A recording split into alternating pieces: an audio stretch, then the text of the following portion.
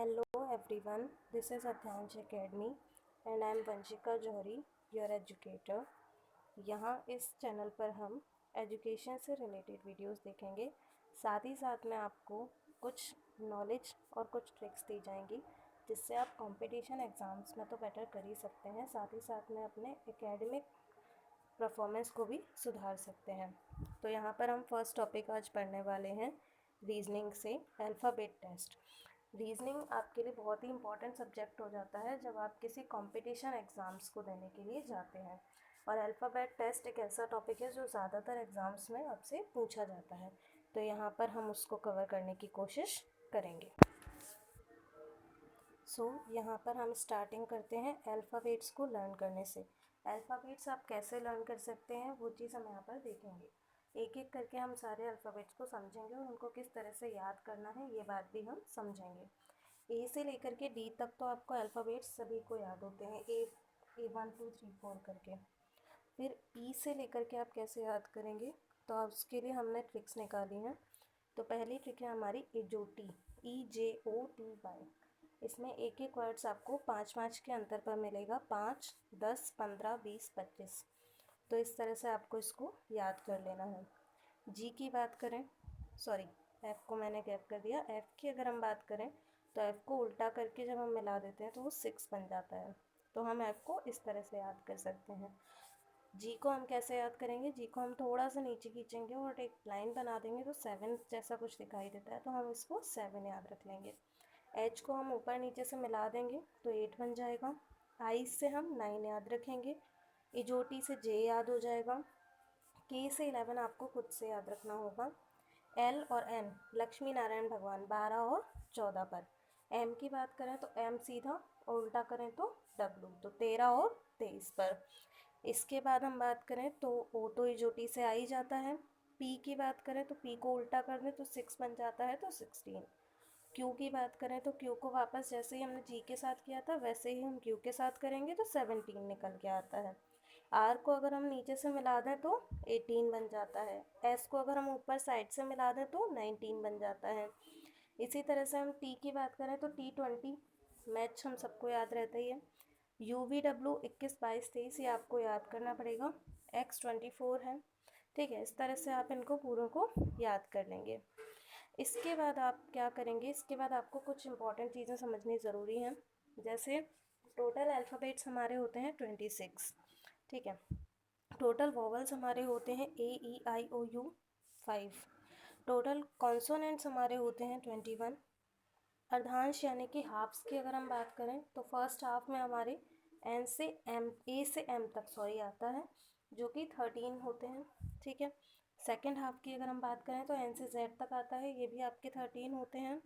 Order की अगर हम बात करें क्रम की, तो फॉरवर्ड ऑर्डर यानी कि सीधी के क्रम की अगर हम बात करें तो A to Z होता है, और अगर हम विपरीत क्रम की बात करें, बैकवर्ड ऑर्डर की बात करें, तो वो Z to A होता है। ये सारी चीज़ें आपको याद रखना ज़रूरी हो जाता है। इसके बाद अगर हम बात करें टाइप 1 की, तो पहले टाइप में किस तरह के क्वेश्चंस आते हैं, तो वर्णमाला में अक्षरों की स्थिति को लेकर के हमारे पास क्वेश्चंस आते हैं। A to Z से अगर हम बात करें तो अगर हम बाएं जाएंगे यानी कि लेफ़्ट साइड पर जाएंगे तो हमें माइनस करना है, दाएं जाएंगे तो हमें प्लस करना है, ये चीज़ आपको याद रखनी है। और अगर हम दाएं से पढ़ रहे हैं तो हमें 27 माइनस करना है। ये सब आप तब समझ पाएंगे जब आप क्वेश्चंस करेंगे।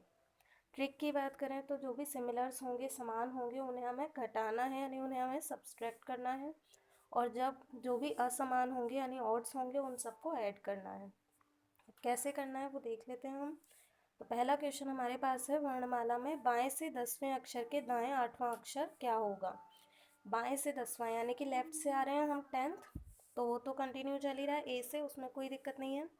फिर दाएं जाएंगे तो जुड़ेगा, प्लस होगा, तो हम प्लस कर देंगे 8, 18 हो गया। 18 नंबर पर क्या आ रहा है आपका आर। फिर वर्णमाला में दाएं से 9वें अक्षर के बाएं 11वां अक्षर। अब हम आए दाएं से यानी हमें राइट से आना है, तो इसमें हमें 27 में से माइनस करना होगा। माइनस करेंगे तो 18 आ जाएगा। 18 -11 क्यों करा, क्योंकि बाएं जा रहे हैं यानी कि लेफ्ट साइड पर जा रहे हैं, तो आपको माइनस करना है। फिर 7 आ जाएगा और 7 पर आता है जी। जैसे जैसे आप क्वेश्चन करते जाएंगे, प्रैक्टिस करते जाएंगे, वैसे वैसे आपको ये चीज़ें अच्छे से समझ में आती जाएंगी। इसके बाद हम नेक्स्ट क्वेश्चन देख लेते हैं। अक्षर एम के दाएं 12वें अक्षर के बाएं 8वां अक्षर, तो एम कौन से नंबर पर आता है? 13। फिर दाएं जाएंगे तो प्लस करेंगे 12, फिर बाएं जाएंगे तो आपको माइनस करना है 8, एंड देन 17 आपका इससे आंसर आता है। 17 नंबर पर क्यू आ जाता है। फिर हम देखते हैं नेक्स्ट क्वेश्चन। तो बाएं से 18वें अक्षर यानी 18 नंबर पर जाना है, फिर दाएं 9वां अक्षर यानी प्लस करना है, फिर बाएं 16 यानी माइनस करना है, और टोटल करने पर 11 आता है जिस नंबर पर के आता है। अब नेक्स्ट क्वेश्चन हम देखते हैं।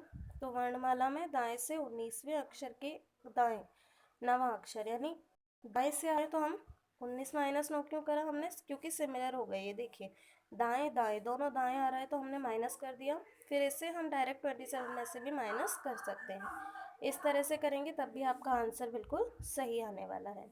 अब ये तो हमने कुछ क्वेश्चन समझे थे। अब हम क्या करेंगे, अब मैं आपको 5 क्वेश्चंस दे रही हूँ, ये आपको कल मुझे सॉल्व करके बताना है। इट मीन्स आप जब भी ये वीडियो देखेंगे उसके बाद आप इसको सॉल्व करके देखिए। इन केस आपको ये बात समझ में नहीं आती है या कोई भी डाउट है तो आप कमेंट सेक्शन में बता सकते हैं, और ये क्वेश्चंस आप सॉल्व करके देखिए, आपको नेक्स्ट वीडियो में इनके आंसर्स भी अवेलेबल हो जाएंगे। ठीक है, तो अगर कोई भी आपका डाउट है या कोई भी आपको सजेशन देना है तो आप कमेंट सेक्शन में हम बता सकते हैं। अगर आपको पसंद आता है वीडियो तो लाइक कर दीजिए। अगर आप मुझसे जुड़ना चाहते हैं और नए वीडियोस देखना चाहते हैं तो सब्सक्राइब कर दीजिए, और साथ ही साथ में बेल आइकन को हिट कर दीजिएगा ताकि कोई भी नया वीडियो आता है तो आप उसे सबसे पहले देख पाएँ। Thank you.